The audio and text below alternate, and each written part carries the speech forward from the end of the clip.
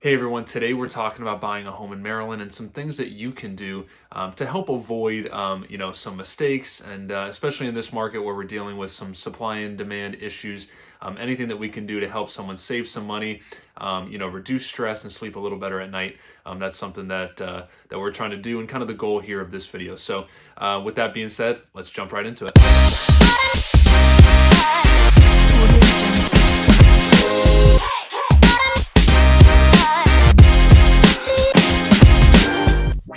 Hey everyone, welcome back to the channel where we talk about all things living here in the state of Maryland. So if that's the kind of information you're looking for, make sure to hit the subscribe button and the notification bell so you're notified of the new videos that we do each and every week. And if you're looking to move here to the area, if you have any questions, we absolutely love helping people out. However you want to get a hold of us, via phone, text, or email, we absolutely love taking those from you and helping out in any way that we can. If you're considering moving here to the Maryland area, feel free to reach out anytime. Days, nights, and weekends, we've got your back when moving here to the state of Maryland. All right, so number one is going to be doing your best to get knowledgeable and understand the exact market that you're going to be looking in. So a couple things that I like to pay attention to is really identifying the zip code that you're going to be in, and then the price point as well. So if you're looking at like maybe a $500,000 single family home, looking at data between 450 and 600, or 450 and 550, and this is going to help you get to know the exact market and the competition that you're going to be dealing with. So and something that we really like to focus on, so when you're out there getting this process started, I would highly recommend asking your realtor to look in that price point for you, and tell you what the average days on market is. And this is something that we pay attention to in the industry heavily. And this kind of tells us a lot about what buyers are going to be dealing with in the exact price point that they're going to be in. So for example, if you're going to see an average of 7 days on the market in your price point, then that's something that you is good to know, and something that can help you prepare for what you're going to be walking into. So at that days on market, as an example, that's going to be a very competitive market. So you're going to want to be prepared to be offering over list price, probably dealing with escalations and waiving certain contingencies. So versus if in your price point you're seeing an average of 25 to 35 days on the market, that's going to tell us that you're probably not going to have to do some of the things that you're going to have to do in a competitive market. And these kind of things can be very helpful in setting expectations and kind of helping you going into this process and knowing what to expect, so it's not catching you off guard in any way. So that's something that I highly recommend that you do, and that can be very helpful.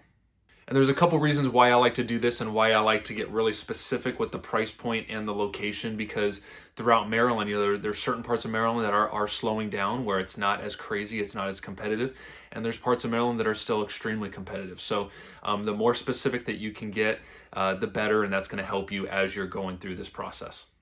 So the other reason why I like to get super specific with this information in the beginning is because you don't want to be looking at numbers that are not telling you the true story. So for example, if you're looking at a $500,000 or $600,000 single family home, you don't want data from a $150,000 or $250,000 condo getting in there and kind of disturbing the information that you're looking at, because a $250,000 condo is going to be a completely different purchasing experience than buying a $500,000 or $600,000 single family home. It's going to be night and day.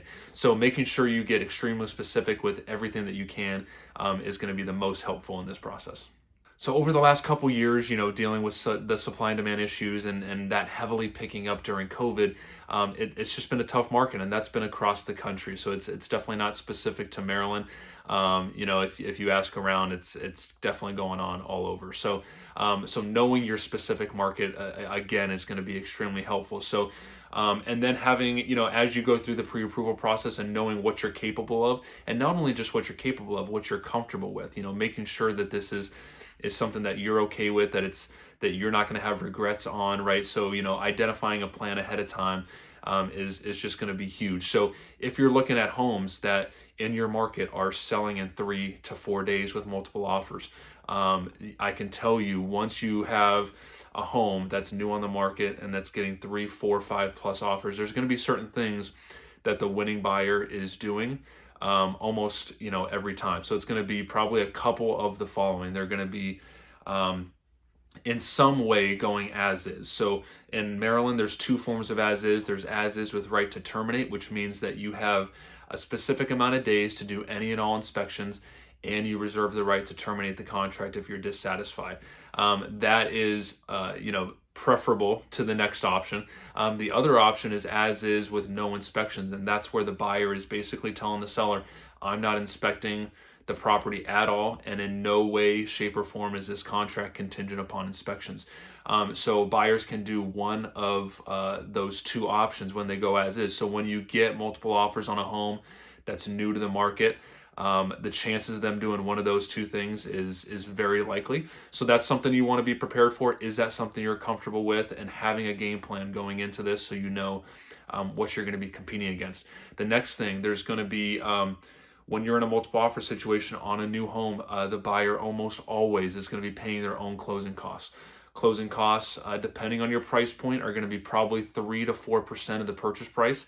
And closing costs, real quickly, are made up of standard lender fees to obtain your loan, escrows. Escrows are the bank collecting money from you in order to pay your property taxes and your insurance moving forward, so that you don't have to do that. It's just part of your monthly payment. And then you've got title policies to protect you against any defects that arise after closing. Transfer taxes are applicable anytime there's a sale of a property in the state of Maryland, and then a survey is going to tell us where the property lines are. So that encompasses closing costs, and that's what you can expect there. So in some markets, the seller can help the buyer to pay for those and offset those costs. But in a multiple offer situation, the likelihood of the seller helping just goes way down. So that's something you want to be prepared for. We're seeing a lot more, appraisal gaps still in multiple offer situations. So what that is that's saying the buyer telling the seller, hey, Mr. Seller, if the property comes in below our agreed amount price, I will be willing to pay up to X above the appraised value. So whereas traditionally, if there's no gap at all, the seller has to typically come down. You negotiate that, but a lot of times the seller will come down to keep that deal moving forward. So the gap basically it kind of keeps the buyer on the hook to come up with additional money. So that's something you want to be prepared for. And then sometimes buyers are paying, a portion or all of the seller's transfer taxes. So that's something you can ask your realtor about. I don't want to go into too much detail about that. It gets a little complicated, but sometimes you're seeing that as well. So, one, two, or all of those is what you may see on multiple offer homes that are brand new to the market. So the reason why I say this is because if you're not comfortable doing those things, that's okay. Then you really want to make sure you're not going to see brand new, properties to the market. So then what I tell people in those kind of situations, if they're not comfortable being in that kind of bidding environment, because of course the other thing that people are doing is they're going up on the price, right? So I forgot to mention that. So you want to be prepared for that as well. So if you're uncomfortable doing those things, then you want to identify properties that have been on the market 7 to 10 or more days, and just target properties like that if you can't do the competition style of offering. So knowing your specific market so you can have a game plan going into that will help you reduce the stress of this process, because it's going to be stressful in a normal market. So in this market, it can be kind of crazy if you don't have a game plan, if you're not prepared for what you're walking into. All right, number 2 is going to be doing your best to avoid FOMO. So that's something that has definitely been real in the last couple years in this marketplace because of how competitive it's been. So I always tell people the best you can is make your best offer. If you love the home and you find yourself riding on a home, make your best offer, but make it an offer where if you don't get it, that's okay. And if you get it, great. You're still super excited. It's not going to be something that you regret or something that is going to cause you to lose sleep at night or anything like that. So it's definitely been real, the fear of missing out through this market because of how competitive it's been, how many buyers to every one property. It's that kind of situation that we've been in. So trying your best to avoid that and to kind of set yourself up mentally going into this process. And in my experience, If you're committed to this process, if you know the market that you're in and you've got good guidance on the real estate side, you're going to get a property. It's going to happen. It may take a few swings. It may take 2, 3, 4 offers, maybe 5, depending on where you're at within Maryland. And when you combine that with things settling down and it's going to happen for you. So trying to get over that and avoiding that FOMO mindset is going to be huge. All right, next is going to be being open to potentially just making some cosmetic repairs and targeting properties that maybe have things like older carpet, maybe need a paint job and things like that. Maybe not huge repairs, but when you can target properties like that, we have found that they've been much less competitive situations. So if you can go in there and throw 10 grand into it in carpet, paint, and maybe some appliances or something like that, that could save you a ton of money from having to be in a situation where you have to bid up $35,000, waive inspections, and do all these things. So maybe taking that route could still save you a bunch of money and maybe a little more work to have to go in there and do a few things. But we have found and seen a lot of success with people kind of targeting properties that need a little bit of cosmetic work. And then they're finding themselves in situations where maybe they're the only offer on the table. Maybe now they're only one of 2 or 3 offers instead of one of 5 to 10 offers. And at the end of the day, it just seems like a lot of people want that, that really updated, that really nice home, the one that looks like it should be on HDTV.